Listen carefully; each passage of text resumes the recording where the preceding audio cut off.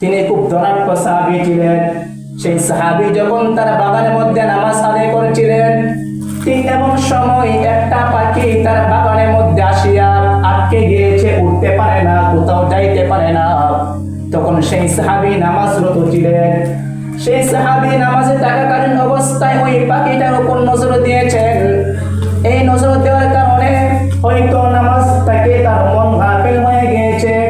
যখন তিনি নামাজ শেষ করলেন, তখন সেই সাহাবী আবু তালহা রাদিয়াল্লাহু আনহু নবী করিম সাল্লাল্লাহু আলাইহি ওয়াসাল্লামের কাছে গিয়ে বললেন, ইয়া রাসূলুল্লাহ, ইয়া হাবিবাল্লাহ, যে বাগান থাকার কারণে আমার নামাজ থেকে আমার মনকে সরিয়ে দেয়, যে বাগান থাকার কারণে নামাজ থেকে আমার মনকে গাফিল করে দেয়, সেই বাগান আমার কোনো প্রয়োজন নাই, সেই বাগানকে আমি রাখতে চাই না। সেই সাহাবী কি করলেন? আল্লাহ তাআলার সন্তুষ্টির জন্য নবী করিম সাল্লাল্লাহু আলাইহি ওয়াসাল্লামের পথে সেই বাগানকে তিনি হাদিয়া দিয়ে দিলেন। সুবহানাল্লাহ। তো নামাজ করার জন্য তার বাগানটা কি করলেন? ত্যাগ করে দিলেন।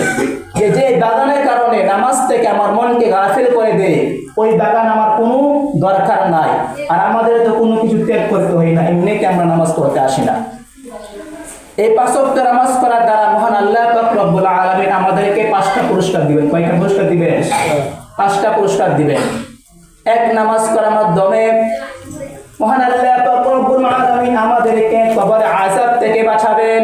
সুবহানাল্লাহ। সেই কবরের আযাব বাঁচাবার জন্য দুনিয়া কোনো কিছু কাজে লাগবে না। দুনিয়া কোনো ধনাঢ্য, দুনিয়া কোনো ক্ষমতাবান ব্যক্তি, টাকা পয়সা, ঘর বাড়ি, ধন দৌলত, ধন সম্পদ কোনো কিছুই কাজে আসবে না। কিন্তু একমাত্র মহান আল্লাহ পাক রব্বুল আলামিন নামাজ পড়ার কারণে মহান আল্লাহ পাক রব্বুল আলামিন সন্তুষ্ট হয়ে আপনাকে জান্নাতে নিয়ে নেবেন। এই নামাজ পড়ার মাধ্যমে মহান আল্লাহ পাক রব্বুল আলামিন আপনার রিজিকের মধ্যে বরকত দিবেন। এই নামাজ পড়ার মাধ্যমে মহান আল্লাহ পাক রব্বুল আলামিন আপনার আমলনামা ডান হাতে দিবেন। এই নামাজ পড়ার মাধ্যমে মহান আল্লাহ পাক রব্বুল আলামিন কুল সিরাতে ফুল আমাদের বিজলি পার করে দিবেন।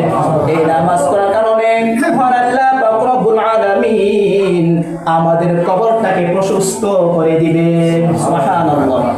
যে সমস্ত মানুষরা জাহান্নামে যাবে তাদের জন্য কবরটা কি হবে? সংকীর্ণ হয়ে যাবে, ছোট হয়ে যাবে।